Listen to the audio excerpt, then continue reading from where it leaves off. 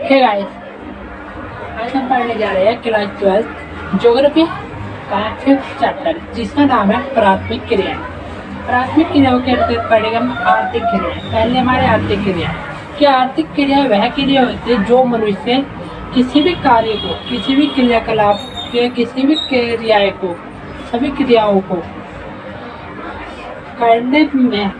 करने में वो मेहनत करता हो तथा उसे धन की प्राप्ति होती है, वह सभी आर्थिक क्रिया कहलाती है। हमारी आर्थिक क्रिया होती है 3 प्रकार की होती है। एक प्राथमिक क्रिया होती है, द्वितीयक क्रिया होती है, तृतीयक क्रिया होती है। चैप्टर का नाम जैसे कि आपको पता है प्राथमिक क्रिया कि प्राथमिक क्रिया है ये। प्राथमिक क्रियाओं में हमारा अधिकतर कार्य आता है कि प्राथमिक क्रिया में मनुष्य है कृषि या पशुपालन से इन सभी एक्टिविटियों में लगा रहता है जिससे उन्हें धन की प्राप्ति होती है, वो हमारी प्राथमिक क्रिया कहलाती है। सिंपल। एंड अब आते हैं हमारे भोजन संग्रहण का दूसरा वर्ड है इकट्ठा करना, जो कि हमारा हिंदी का संग्रहण हमारा ज्योग्राफी की लैंग्वेज में है। भोजन संग्रहण विश्व के किन भागों में किया जाता है? भोजन संग्रहण होता है हमारे विश्व में 2 भागों में किया जाता है, क्योंकि हमारी पहली होती है हमारे पूरा वर्ल्ड होता है वो हमारा 2 ध्रुवों में बंटा होता है। एक होता है उत्तरी ध्रुव, एक होता है दक्षिणी ध्रुव। ऐसे हमारे पूरा वर्ल्ड होता है वो इसे भी मतलब 2 कैटेगरी में बांटा गया है। एक होता है उच्च अक्षांश के क्षेत्र, एक होता है हमारा निम्न। कुछ मान हो जाएगा एक रहते हैं हमारे जो कि ऊपर के उत्तरी ध्रुव पे रहते हैं और एक हो जाएगा दक्षिणी ध्रुव पे। उत्तरी ध्रुव पर रहने वाले उच्च अक्षांश के क्षेत्र यहाँ पर हम क्या करते हैं भोजनों को इकट्ठा करके रखते हैं पहले से ही। जैसे कि उत्तरी कनाडा है उसमें हम भोजन को एकत्रित करके रखेंगे। उत्तरी यूरेशिया एवं दक्षिणी चिली, इन सभी राज्यों इन सभी देशों में हम क्या करते हैं भोजन को संग्रहण कर लेते हैं। तथा निम्न अक्षांश के क्षेत्र जो कि हमारे नीचे की तरफ है उनमें क्या है अमेजन बेसिन, उष्णकटिबंधीय अफ्रीका, ऑस्ट्रेलिया, दक्षिणी पूर्वी एशिया, ये सब हमारे निम्न अक्षांश के क्षेत्र है। अब हमारा आता है आधुनिक समय में भोजन संग्रहण के कार्य का व्यापारीकरण हो गया है स्पष्ट कीजिए। क्या हमारा आधुनिक समय का मतलब है कि हमारा करंट का जो कि अब चल रहा वर्तमान का कि हमारा भोजन संग्रहण है, भोजन को इकट्ठा करना वो हमारा क्या हो गया व्यापार के रूप में बदल गया है। लोग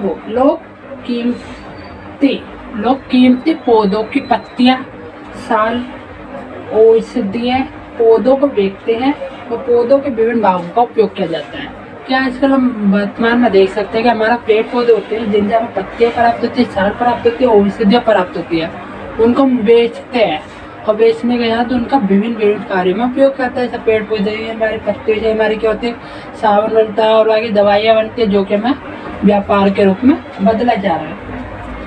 हमारा था पशुचारण होता है हमारा 2 प्रकार का होता है। एक होता है चलवाई पशुचारण, एक होता है वाणिज्य पशुपालन। कि चलवाई पशुचारण इसके नाम से पता चल रहा है इसमें क्या है चल का मतलब होता है हमारा चलना जो कि हम चल के करते हैं। ऐसे हमारे क्या होता है यहाँ पर पशुपालन होता है। ये क्या होता है हमारा यह एक प्राचीन जीवन निर्वाह पशुचारण है। कि प्राचीन का मतलब होता है हमारा बहुत ही पुराना जो हमारा चलता आ रहा है पुरानी पीढ़ी से। इस प्रकार का पशुचालन है प्राचीन जीवन निर्वाह पशुचालन है। जीवन निर्वाह होता है कि ये बस अपने लाइफ को जीने के लिए जिया जाता है, इसी को बोलते हैं जीवन निर्वाह पशुपालन। और बाकी हमारा क्या है इसके बाद हमारा नेक्स्ट पॉइंट हमारा सॉरी गाइस और इसी का सेकंड पॉइंट है। इसमें पशु वाणिज्य आ जाता है।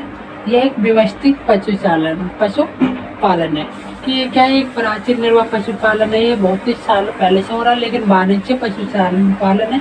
वाणिज्य बनता मतलब होता है व्यापार में क्या होगा ये व्यवस्थित होता है, ये अरेंजमेंट होता है। और इसमें पशु चालक अपने पशुओं को लेकर चारे की खोज में एक स्थान से दूसरे स्थान पर घूमते हैं। इसमें क्या होता है हमारे पशु चालक होते हैं, चराने वाले होते हैं, तो जो क्या करते हैं अपने पशुओं को लेकर एक स्थान से दूसरे स्थान चलते रहते हैं क्योंकि चारे की खोज में। और इसमें पशुओं की विशेष देखभाल नहीं की जाती इसमें क्या होता है, एक ही साथ हम बहुत सारे पशुओं को पाल लेंगे, हमारी भेड़ हो जाएगी, गाय हो जाएगी, बकरी हो जाएगी। तो इसमें क्या होता है, हमारे बहुत सारे पशुओं को एक ही साथ पाल लेते हैं। तो उनमें क्या होते हैं, पशुओं की देखभाल होती है वो सही ठीक तरह से हो नहीं पाती या कर ही नहीं पाते। इसमें पशुओं को प्राकृतिक रूप से उगने वाली घास पर निर्भर रहना पड़ता है।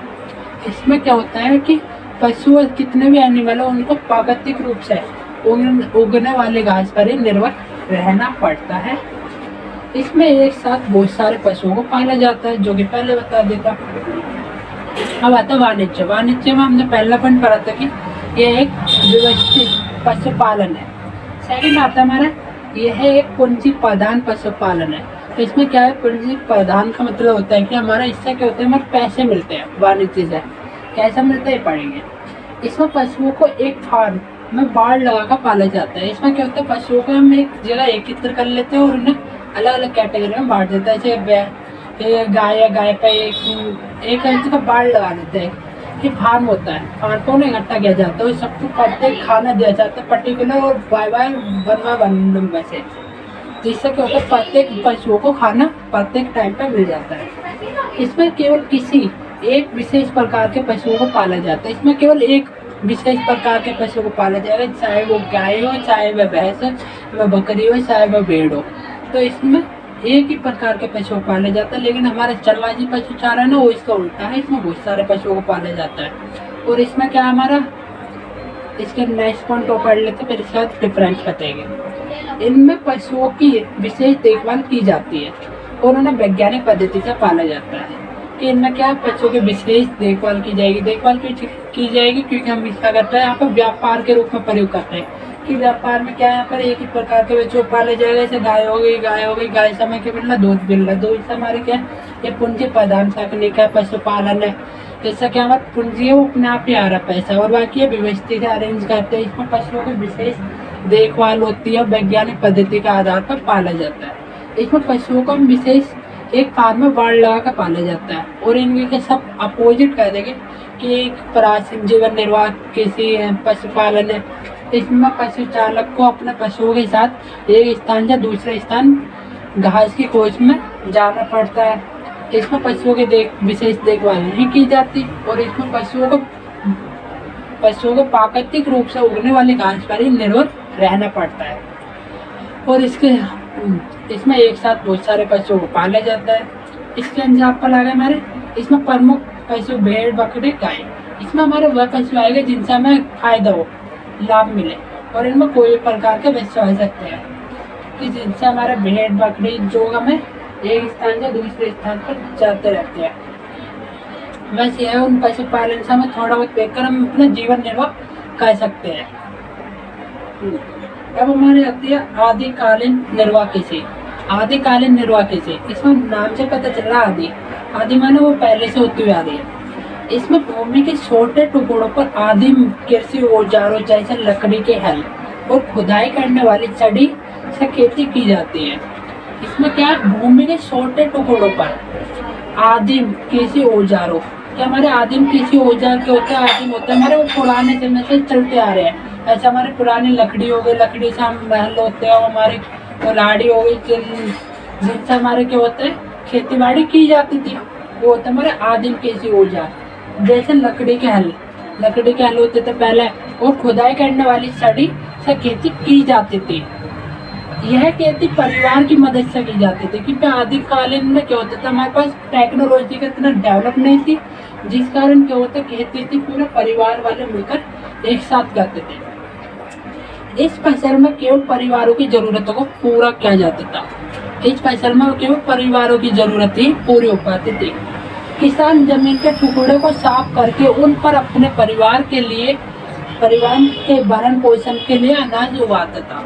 किसान क्या करता था, भूमि को पहले साफ करेगा, साफ करने के बाद अपने परिवार के लिए उस भूमि पर भरण पोषण के लिए अनाज उगाता था, और इसी के बाद में खाने का काम होता था, जिससे वो अपना कारोबार चला पाता था। हमारे आते प्रथम विधा की उर्वरता कम हो जाती है। कि जब मैदा की उर्वरता कम हो जाती है तो किसान उस भूमि को छोड़ देते हैं, फिर खेती के लिए दूसरी भूमि तैयार करते हैं। ये बता रहे कि जब हमारे एक ही प्रकार की मिट्टी है उसी पर हम खेती करे जा रहे तो इस मिट्टी की क्या है, हमारी उर्वरता है वो कम हो जाती है। तो इसमें क्या कहते हैं, किसान होते हैं मिट्टी की उर्वरता कम हो जाएगी, उस वाली भूमि को छोड़ देंगे, वो किसी नई भूमि पर आके खेती करेंगे। क्योंकि हम क्या कहते हैं, फिर खेती के लिए दूसरी भूमि तैयार करते हैं, वाली भूमि को तैयार करेंगे पहले वाली को छोड़कर। इस प्रकार की खेती से मैदा की उर्वरता बढ़ती है। अगर कोई स्थान ए से बी पे आ रहा है तो बी पे क्या होगी, उसकी उर्वरता है वो अधिक होगी, ए वाली पे कम होगी।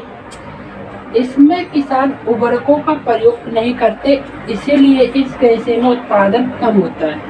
पर इसमें किसान उर्वरकों का प्रयोग नहीं करते हैं, जिस कारण क्या होता है, इसका उत्पादन है वो कम होता है, लेकिन इसकी प्योरिटी है वो बहुत ही बढ़िया होती है।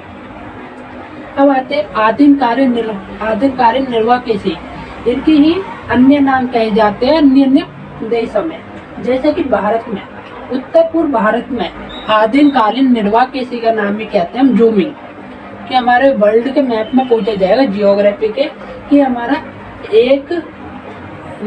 एक आदिम कालीन निर्वाह कृषि का नाम बताइए भारत में, तो हमें बताना है जूमिंग।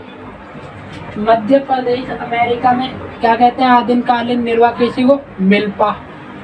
और मलेशिया में लद्दाख कहते हैं। ये क्वेश्चन आपको याद रखने हैं, मैथ में पूछ ले जाते हैं।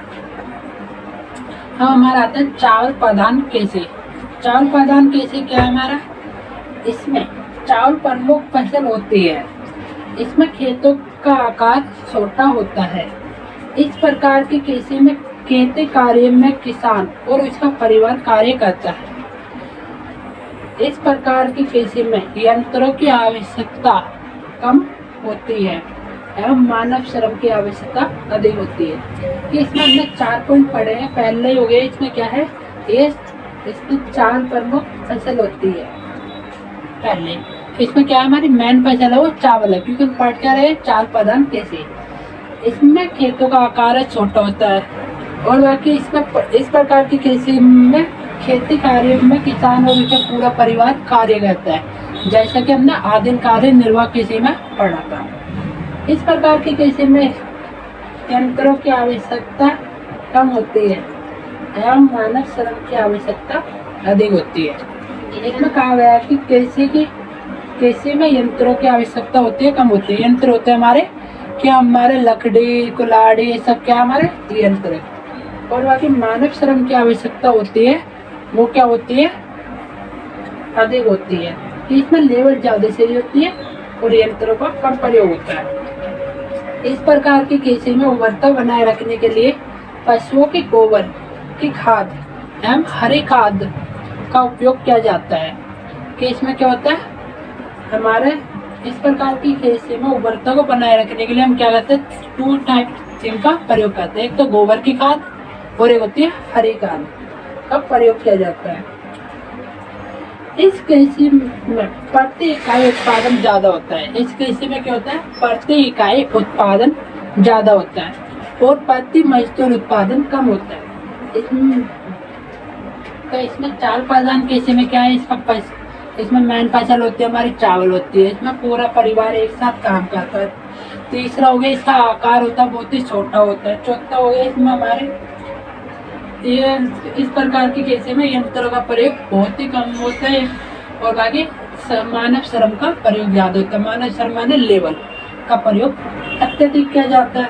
और उर्वरता को बनाए, इस प्रकार की कृषि में उर्वरता को बनाए रखने के लिए हमारे 2 प्रकार की खाद का प्रयोग होता है। एक हो गई हरी खाद या गोबर की बनाई गई खाद, पशुओं के गोबर की। और दूसरा हो जाएगा, इस प्रकार की कृषि में प्रति इकाई उत्पादन ज्यादा होता है और प्रति मजदूर उत्पादन कम होता है।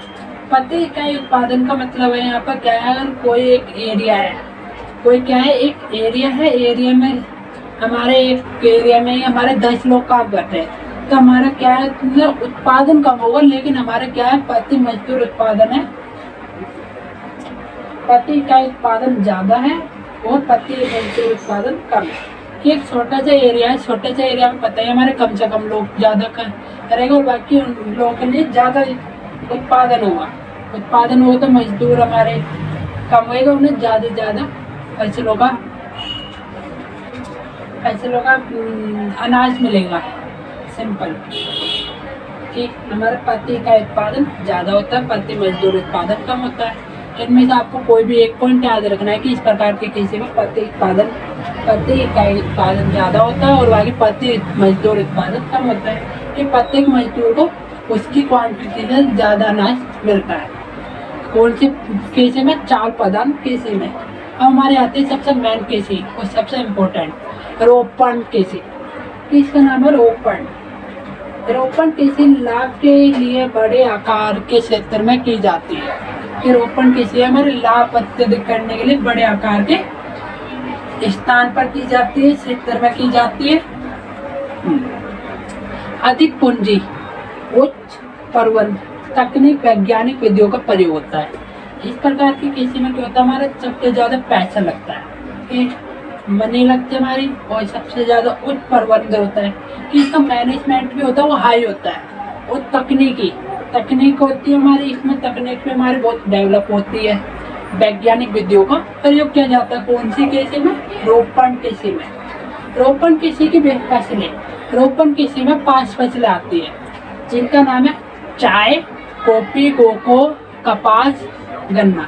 ये सभी हमारी रोपण कृषि की फसलें हैं।